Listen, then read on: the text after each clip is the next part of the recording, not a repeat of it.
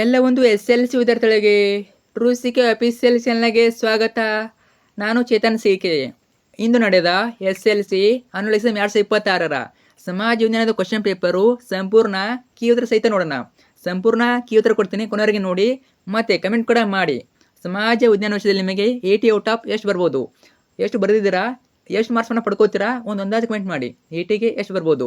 ಅಷ್ಟಿಲ್ಲದೆ ಇಲ್ಲಿವರೆಗೆ ನಡೆದಂಥ ಕನ್ನಡ, ಇಂಗ್ಲೀಷು, ಗಣಿತ, ಹಿಂದಿ, ವಿಜ್ಞಾನ ಅವು ಕೂಡ ಕಮೆಂಟ್ ಹಾಕಿ. 80 ಔಟ್ ಆಫ್ ಎಷ್ಟು ಮಾರ್ಕ್ಸ್ ಬರ್ಬೋದು ಕಮೆಂಟ್ ಮಾಡಿ. ಎಲ್ಲ ವಿಷಯ ಕಮೆಂಟ್ ಹಾಕಿ. ಮತ್ತು ನಾವು ಕೊಟ್ಟಿರುವ passing package, scoring package, question ಪೇಪರ್ಗಳು ಯೂಸ್ ಆದುವ ಕಮೆಂಟ್ ಹಾಕಿ. ತಪ್ಪದೆ ಕಮೆಂಟ್ ಹಾಕಿ, ಎಲ್ಲರೂ ಕಮೆಂಟ್ ಮಾಡಿ. ನನಗೂ ಗೊತ್ತಾಗ್ತದೆ ನೀವು ಎಷ್ಟು ಮಾರ್ಕ್ಸ್ನ ಪಡ್ಕೋತೀರ ಅಂತ. ಕಮೆಂಟ್ ಮಾಡಲೇಬೇಕು, ತಪ್ಪದೆ ಕಮೆಂಟ್ ಮಾಡಿ. ಓಕೆ, ನೋಡ್ತಾ ಹೋಗೋಣ ಸಮಾಜ ವಿಜ್ಞಾನ ವಾರ್ಷಿಕ ಪರೀಕ್ಷೆ 2026ರ ಮಾದರಿ ಉತ್ತರಗಳು.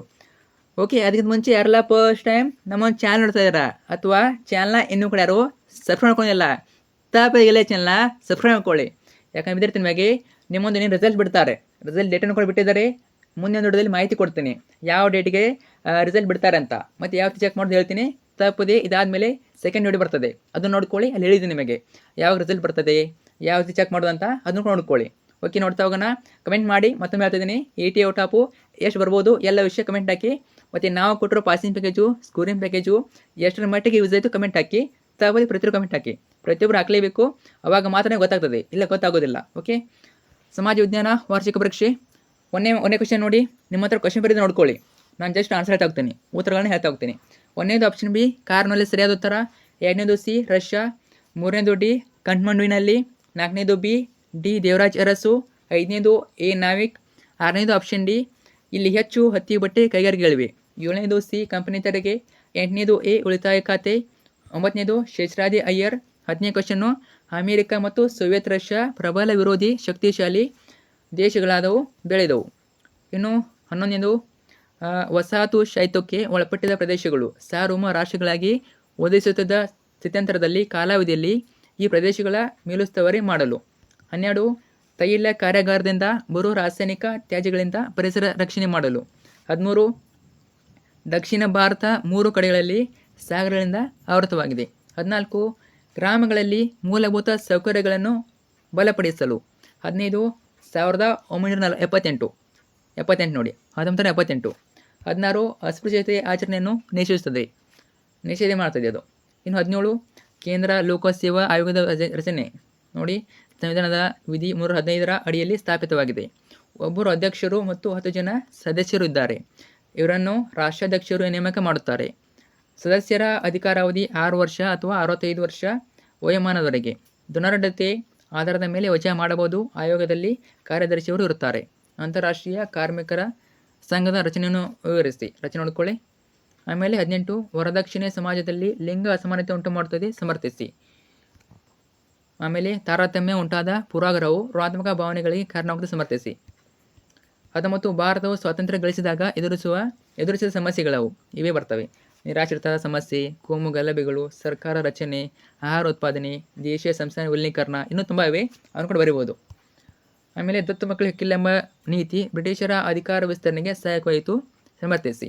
ಯಾವುದೇ ಭಾರತೀಯ ರಾಜನು ಮಕ್ಕಳಿಲ್ಲದೆ ಸತ್ತರೆ ಅವನ ದತ್ತು ಪುತ್ರನಿಗೆ ಅಧಿಕಾರ ಇರಲಿಲ್ಲ, ಅವನಿಗೆ ಉತ್ತರಾಧಿಕಾರದ ಹಕ್ಕಿರಲಿಲ್ಲ. ಅಂಥ ರಾಜ್ಯವನ್ನು ಬ್ರಿಟಿಷ್ ರಾಮರದಲ್ಲಿ ವಿಲೀನಗೊಳಿಸಿದರು ಅಥವಾ ಸೇರಿಸಿಕೊಳ್ಳಲಾಗಿತ್ತು. ಸತಾರಾ, ಜೈಪುರ್, ಸಂಬಲ್ಪುರ್, ಉದಯ್ಪುರ್, ಝಾನ್ಸಿ, ನಾಗ್ಪುರಗಳು ಬ್ರಿಟಿಷರ ವಶವಾದವು. ಈ ರಾಜ್ಯಗಳ ರಾಜರಿಗೆ ಮಕ್ಕಳಿಲ್ಲದನ್ನು ಅರಿತಿದ್ದ ಗವರ್ನರ್ ಯಾರು? ಗವರ್ನರ್ ಜನರಲ್ ಈ ನೀತಿಯನ್ನು ರಾಜಕೀಯ ಅಸ್ತ್ರವಾಗಿ ಜಾರಿಗೊಳಿಸಿದನು. ಮೊದಲೇ ಗೊತ್ತಿತ್ತು ಅವರಿಗೆ, ಈ ರಾಜರಿಗೆ ಮಕ್ಕಳಿಲ್ಲ ಅಂತ ಗೊತ್ತಿತ್ತು ಅವರಿಗೆ. ಆದ್ದರಿಂದ ಗವರ್ನರ್ ಜನರಲ್ ಈ ನೀತಿಯನ್ನು ರಾಜಕೀಯ ಅಸ್ತ್ರವಾಗಿ ಬಳಸ್ತಾನೆ ಅಥವಾ ಜಾರಿಗೊಳಿಸ್ತಾನೆ. ಇನ್ನು 21 ಮಳೆ ಕೊಯ್ಲಿನ ಪ್ರಾಮುಖ್ಯತೆಯನ್ನು ವಿವರಿಸಿ. ತುಂಬಾ ಈಸಿ ಇತ್ತು ಕ್ವಶನ್ನು. ನೀರು ಅತಿ ಅಮೂಲ್ಯವಾದದ್ದು. ಭಾರತದಲ್ಲಿ ಜಲ ಸಂಪತ್ತಿನ ಹಂಚಿಕೆ ಅಸಮಾನವಾಗಿದೆ. ಮಳೆಗಾಲದ ಅವಧಿ ಕಡಿಮೆಯಾಗಿದೆ. ಬೇಸಿಗೆಯಲ್ಲಿ ನೀರಿನ ಕೊರತೆ ಕಂಡುಬರುತ್ತದೆ. ಜಲಕ್ಷಾಮದ ಪರಿಹಾರಕ್ಕೆ ಸರಳ ಮಾರ್ಗವಾಗಿದೆ. ಇವೆಲ್ಲ ಅಫಿಷಿಯಲ್ ಕೀ ಆನ್ಸರ್ ಅಲ್ಲ, ಜಸ್ಟ್ ನೋಡ್ಕೊಳ್ಳಿ ಅಷ್ಟೇ, ಅರ್ಥ ಆಯ್ತಾ? ಇನ್ನೂ ಅಫಿಷಿಯಲ್ ಕೀ ಆನ್ಸರ್ ಬಿಡ್ತಾರೆ ಬೋರ್ಡವರು, ಅವನು ಹಾಕ್ತೀನಿ. ಸೊ ಕನ್ಫರ್ಮ್ ಅಲ್ಲಿ ಹಾಕ್ತೀನಿ. ಇವು ಜಸ್ಟ್ ಮಾಡಲ್ ಅಷ್ಟೇ, ಅಫಿಷಿಯಲ್ ಅಲ್ಲೇ, ಇವು ಮಾಡಲ್ ಅಷ್ಟೇ. ಸೊ ಇಲ್ಲಿ ಮಿಸ್ಟೇಕ್ ಆದರೂ ಆಗಿರ್ಬೋದು, ಆಗಿರ್ತವೆ ಮಿಸ್ಟೇಕ್ಗಳು. ಸೊ ಜಸ್ಟ್ ರೆಫರೆನ್ಸ್ ಆಗಿ ಇಟ್ಕೊಳ್ಳಿದ್ನ. 22 ತೋಟಗಾರಿಕೆ ಮತ್ತು ಪುಷ್ಪ ಬೇಸಾಯಗಳು ಭಾರತೀಯ ರೈತರ ಅಭಿವೃದ್ಧಿಗೆ ಸಹಾಯ ಮಾಡಿವೆ, ಸಮರ್ಥಿಸಿ. ಓಕೆ, ನೆಕ್ಸ್ಟು ನೀತಿ ಆಯೋಗದ ಉದ್ದೇಶಗಳು ನೋಡ್ಕೊಳ್ಳಿ. ಜಸ್ಟ್ ರೆಫರೆನ್ಸು, ಅಫಿಷಿಯಲ್ ಅಲ್ಲೇ ಇವು, ಅಫಿಷಿಯಲ್ ಬಿಡ್ತಾರೆ. ಇನ್ನೇನು ಹಾಕ್ತೀನಿ, ವೇಟ್ ಮಾಡಿ. ಇನ್ನು ಬಕ್ಸಾರ್ ಕದನ ಪರಿಣಾಮಗಳು ನೋಡ್ಕೊಳ್ಳಿ. ಸೊ ಆಲ್ಮೋಸ್ಟ್ ಹೇಳಿದೆ ನಿಮಗೆ ಪ್ಲಾಸಿಯಲ್ಲೇ ಬಕ್ಸಾರ್ ಕೇಳ್ತಾರಂತ ಬಕ್ಸಾರ್ ಕೇಳಿದ್ದಾರೆ. ಬ್ರಿಟಿಷ್ ಶಿಕ್ಷಣ ವ್ಯವಸ್ಥೆ ಬೀರಿದ ಪರಿಣಾಮಗಳನ್ನು ವಿವರಿಸಿ. ಪರಿಣಾಮಗಳು ಸುಮ್ಮನೆ ವೇಸ್ಟ್ ಮಾಡ್ಕೋಬೇಡಿ ಟೈಮನ್ನು, ಎಲ್ಲ ಕ್ವಶನ್ ಪೇಪರ್ನ ನೋಡ್ಕೊಳ್ಳಿ ನಮ್ಮಿ. ಯಾಕಂದರೆ ಇವಾಗ ಮಾಡಿರೋ ಮಿಸ್ಟೇಕ್ಸು ನೆಕ್ಸ್ಟ್ ಬರುವಂಥ ಫಸ್ಟ್ BCL ಆಗಿರ್ಬೋದು ಮಿಸ್ಟೇಕ್ ಮಾಡೋಕೋಬೇಡಿ. ಅರ್ಥ ಆಯ್ತಾ? 26 ಭಾರತದಲ್ಲಿ ಕಂಡುಬರುವ ಅರಣ್ಯ ವಿಧಗಳಾವು. ಭಾರತ ಪಶ್ಚಿಮ ತೀರದ ಬಂದರುಗಳು ಯಾವುವು? ಕಾಂಡ್ಲಾ, ಮುಂಬೈ, ನವಶಿವ, ಮರ್ಮಗೋವಾ, ನವಮಂಗಳೂರು, ಕೊಚ್ಚಿ ಇವೆಲ್ಲ ಬರ್ತವೆ. ಹೇಳಿದ ನಿಮಗೆ ಗ್ರಾಮೀಣ ಅಭಿವೃದ್ಧಿಯಲ್ಲಿ ಪಂಚಾಯತ್ ರಾಜ್ ವ್ಯವಸ್ಥೆ ಸಂಸ್ಥೆಗಳ ಪಾತ್ರ. ರಾಜ್ ಸಂಸ್ಥೆ ಕೇಳ್ತಾ ತಿಳಿದೆ ಪಂಚಾಯತ್ ಬಗ್ಗೆ ಕೇಳಿದ್ದಾರೆ ನೋಡಿ. ಮತ್ತು ಕ್ವಶನು ವೈಯಕ್ತಿಕ ಹಣಕಾಸು ಮತ್ತು ಸಾರ್ವಜನಿಕ ಹಣಕಾಸು ನಡುವಿನ ವ್ಯತ್ಯಾಸ. ಸೊ ಆಲ್ಮೋಸ್ಟ್ ಆನ್ಸರ್ ಕರೆಕ್ಟ್ ಆಗಿವೆ, ಅಷ್ಟೊಂದು ಮಿಸ್ಟೇಕ್ ಆಗಿಲ್ಲ. ಓಕೆ, ನೋಡ್ಕೋಬೋದು. ಸ್ವಾತಂತ್ರ್ಯ ಸಂಗ್ರಾಮಕ್ಕೆ ಆರ್ಥಿಕ ಕಾರಣಗಳು ನೋಡ್ಕೊಳ್ಳಿ. ನೀವೆಲ್ಲ ಮಿಸ್ಟೇಕ್ ಮಾಡಿದ್ರೆ ನೋಡ್ಕೊಳ್ಳಿ. ಸಂಘಟಿತ ವಲಯದ ಕೆಲಸಗಾರರ ಲಕ್ಷಣಗಳು. ಕಾಯ್ದೆ ಕಾನೂನಿಗೆ ಬದ್ಧವಾದ ಕೆಲಸ ಮಾಡೋರು, ನಿಗದಿತ ವೇತನ ಪಡೆಯೋರು, ಭತ್ಯೆ ಪಡೆಯೋರು, ವಿರಾಮ ವೇತನ ಪಡೆಯೋರು ಇವೆಲ್ಲ ಉತ್ತರಗಳು. ಹೇಳಿದ ನಿಮಗೆ ಮನೆಯ ಮೇಲೆ ಒಂದು ಕ್ವಶನ್ ಕೇಳ್ತಾರೆ ಅಂತ ಹೇಳಿದ್ದೆ. ಫೈನಲಾಗಿ ಕೇಳಿದ್ದಾರೆ ನೋಡಿ. ಮಣ್ಣಿನ ಸವೆತವನ್ನು ತಡೆಗಟ್ಟುವ ವಿಧಾನಗಳನ್ನು ತಿಳಿಸಿ. ಆಲ್ಮೋಸ್ಟ್ ರಿಪೀಟ್ ಆಗಿ ಕ್ವಶನ್ಗಳು ಮಾಲ್ ಪೇಪರ್ ತುಂಬಾ ಬಂದಿವೆ. ನೀವು ಲಾಸ್ಟ್ ಕ್ವಶನ್ ಯಾವುದಿದು? ಭಾರತ ನಕ್ಷೆನ ಗುರುತೋದಿತ್ತು. ಅರ್ಥ ಆಯ್ತಾ? ಭಾರತ ನಕಾಶೆ ನೋಡ್ಕೊಳ್ಳಿ. ಇವೆಲ್ಲ ಸ್ಥಳಗಳು: ಬಾಕ್ರಾನಂಗಲ್, ಇಂದಿರಾ ಗಾಂಧಿ ವಿಮಾನ ನಿಲ್ದಾಣ, ಕರ್ನಾಟಕ ಸಂಕ್ರಾಂತಿ ವೃತ್ತ, ದುರ್ಗಾಪುರ, ಕೊಯ್ನಾ, ಭದ್ರಾವತಿ, ಕಲ್ಫಾಕಂ, ಮಲಬಾರ್ ತೀರ, ಬಾಂಬೆ ಹೈ ಇವೆಲ್ಲ ಉತ್ತರಗಳಾಗಿತ್ತು. ಸೊ ಫ್ರೆಂಡ್ಸ್ ಕೂಡ ಶೇರ್ ಮಾಡಿ. ಯಾರೆಲ್ಲ ಫ್ರೆಂಡ್ಸ್ ಇದ್ದಾರೆ ನಿಮಗೆ 10th ಅವ್ರಿಗೂ ಶೇರ್ ಮಾಡಿ. ಓಕೆ. ಮತ್ತು ತುಂಬ ಜನ ಕೇಳ್ತಾ ಇದ್ರಿ ರಿಸಲ್ಟ್ ಯಾವಾಗ ಬರುತ್ತೆ ಅಂತ. ಹೌದು, ರಿಸಲ್ಟ್ ಬೇಗನೆ ಬಿಡ್ತಾರೆ. ಅರ್ಥ ಆಯ್ತಾ? ಆಲ್ಮೋಸ್ಟ್ 1 ತಿಂಗಳು ಸಾಕು. ನಿಮ್ಮ ಎವಾಲ್ಯೂಯೇಷನ್ ಕಂಪ್ಲೀಟ್ ಮಾಡಿಬಿಟ್ಟು ರಿಸಲ್ಟನ್ನು ಅನೌನ್ಸ್ ಮಾಡ್ತಾರೆ. ಡೋಂಟ್ ವರಿ, ನಿಮ್ಮ ರಿಸಲ್ಟ್ ಬರೋವರೆಗೆ ಮಾಹಿತಿ ಕೊಡ್ತೀನಿ. ರಿಸಲ್ಟ್ ಯಾವಾಗ ಬರುತ್ತೆ, ಜೊತೆಗೆ ನಿಮ್ಮ ಒಂದು ಮೌಲ್ಯಮಾಪನ ಪ್ರಕ್ರಿಯೆ, ಪೇಪರ್ ಚೆಕಿಂಗ್ ಯಾವಾಗ ನಡೀತಾ ಇದೆ, ಯಾವಾಗ ಸ್ಟಾರ್ಟ್ ಆಗಿದೆ, ಯಾವಾಗ ಮುಕ್ತ ಆಗಿದೆ, ಸಂಪೂರ್ಣ ಮಾಹಿತಿಯನ್ನು ತಿಳಿಸ್ಕೊಡ್ತೀನಿ. ಅದ್ರ ಬಗ್ಗೆ ಭಯಪಡೋಕೆ ಹೋಗಬೇಡಿ. ಅರ್ಥ ಆಯ್ತಾ? ರಿಸಲ್ಟ್ ಬಗ್ಗೆ ಭಯಪಡೋಕೆ ಹೋಗಬೇಡಿ. ರಿಸಲ್ಟ್ ಚೆನ್ನಾಗಿ ಬರ್ತದೆ. ಅರ್ಥ ಆಯ್ತಾ? ಆಲ್ಮೋಸ್ಟ್ ಎಲ್ಲ ಬರೆದಿದ್ದೀರಾ ಅಂದರೆ ಭಯಪಡೋಕೆ ಹೋಗಬೇಡಿ. ನೀವೆಷ್ಟು ಬರೆದಿದ್ದೀರಾ ಅಷ್ಟು ಮಾರ್ಕ್ಸ್ ಕೊಡ್ತಾರೆ. ನಿಮಗೆ ಯಾವುದೇ ರೀತಿ ಮೋಸ ಆಗೋದಿಲ್ಲ. ಚೆಕ್ ಮಾಡೋದಲ್ಲಿ ಮೋಸ ಆಗೋದಿಲ್ಲ. ಯಾಕಂದರೆ ನಿಮ್ಮ ಪೇಪರನ್ನು ಒಬ್ಬರ ಕಡೆ ಅಲ್ಲ, ಒಂದು 2ರಿಂದ 3 ಬಾರಿ ಚೆಕ್ ಮಾಡ್ತಾರೆ. 100% 2ರಿಂದ 3 ಬಾರಿ ಚೆಕ್ ಮಾಡ್ತಾರೆ.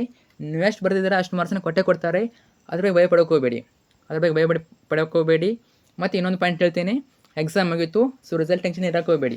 ರಿಸಲ್ಟು ಬರುವಾಗ ಬರ್ತದೆ ಅದು. ಅರ್ಥ ಆಯ್ತಾ? ಸೊ ನೀವು ಟೆನ್ಷನ್ ಮಾಡ್ಕೊಂಡ್ರು ನಿಮ್ಮ ರಿಸಲ್ಟು ಚೇಂಜ್ ಆಗೋದಿಲ್ಲ. ನೀವು ಎಷ್ಟು ಬರೆದಿದ್ದೀರಾ ಅಷ್ಟನ್ನು ಮಾತ್ರ ಕೊಡ್ತಾರೆ. ಅದ್ರ ಬಗ್ಗೆ ಭಯಪಡೋಕೆ ಹೋಗಬೇಡಿ.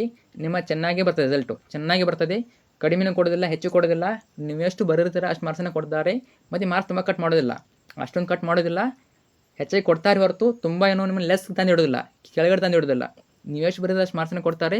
ಸೊ ಅದ್ರ ಬಗ್ಗೆ ಡೋಂಟ್ ವರಿ, ನಾನು ಮಾಹಿತಿ ಕೊಡ್ತೀನಿ. ವ್ಯಾಲ್ಯೂಯೇಷನ್ ಬಗ್ಗೆ ವಿಡಿಯೋ ಮಾಡ್ತೀನಿ, ಅಲ್ಲಿ ಮಾಹಿತಿ ಕೊಡ್ತೀನಿ. ಆ ವಿಡಿಯೋ ನೋಡ್ಕೊಳ್ಳಿ. ಫ್ರೆಂಡ್ಸ್ ಶೇರ್ ಮಾಡಿ ಮತ್ತು ಕಮೆಂಟ್ ಮಾಡಿ. ಎಲ್ಲ ವಿಷಯ ಕನ್ನಡ, ಇಂಗ್ಲೀಷು, ಗಣಿತ, ಸಮಾಜ ವಿಜ್ಞಾನ, ವಿಜ್ಞಾನ, ಹಿಂದಿ ಎಲ್ಲ ವಿಷಯದಲ್ಲಿ ನೀವು 80 ಔಟ್ ಆಫ್ 80 ಪಡ್ಕೋತೀರಾ.